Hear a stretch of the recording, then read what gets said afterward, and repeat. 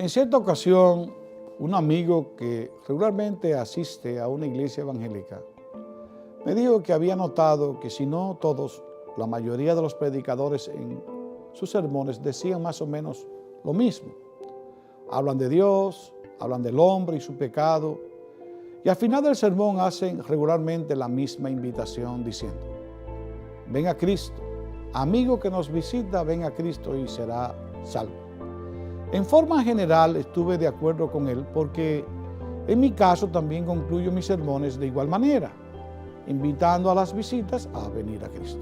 Ahora bien, justo es reconocer que cuando hago ese llamado no estoy siendo original, sino que estoy imitando al Señor Jesucristo, quien en varias ocasiones lo vemos en las Escrituras invitando a venir a Él. La pregunta es, ¿por qué venir a Cristo? Y he aquí la respuesta breve. La Biblia dice en la carta de Pablo a los Romanos, en el capítulo 3, versículo 23, que todos pecamos. Esto implica entonces que todo hombre es pecador.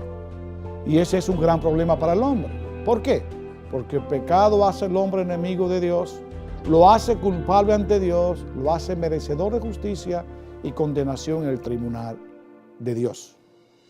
Y aunque no todos los hombres se ven a sí mismos de esa manera, culpable ante Dios, aquellos que sí lo reconocen perciben en su interior una especie de culpa que le produce hambre y o sequía espiritual. Y se sienten cansados a causa de los efectos del pecado en sus almas. Se sienten cansados y cargados.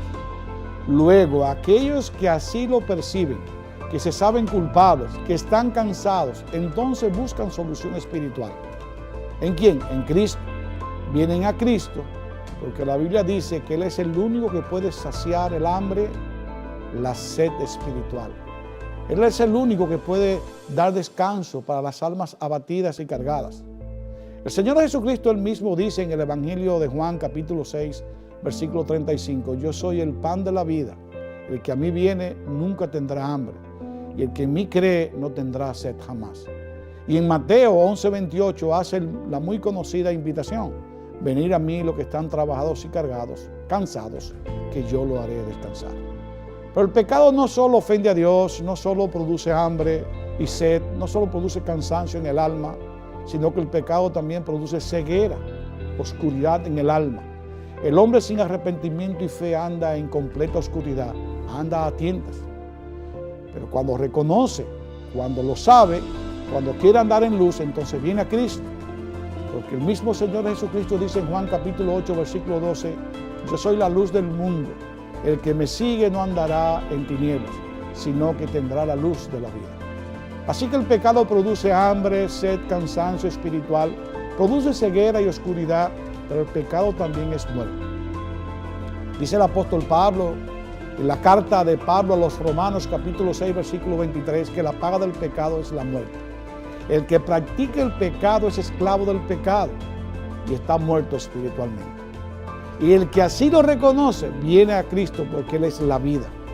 El mismo Señor Jesucristo dice en el Evangelio de Juan, capítulo 11, versículo 25, yo soy la resurrección y la vida. El que en mí cree, aunque muera, vivirá. Y todo el que vive y cree en mí no morirá jamás. Finalmente, todo el que vive en pecado está destituido de la gloria de Dios, está sin Cristo, está sin Dios, está sin esperanza, como lo dice la Biblia en la carta de Pablo a los Efesios en el capítulo 2.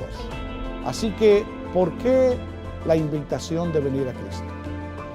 Bueno, porque es el único que puede saciar el hambre y la sed espiritual. Es el único que puede dar descanso para el alma atribulada. ¿Por qué venir a Cristo? Porque Él es la luz y por ende es el único que puede sacar al pecador de las tinieblas, de la oscuridad, de andar a tientas. ¿Por qué venir a Cristo? Porque todo pecador está muerto en sus delitos y pecados y Jesús es la resurrección y la vida. ¿Por qué venir a Cristo? Porque en ningún otro nombre hay salvación, como dice la Biblia en Hechos capítulo 4, versículo 12.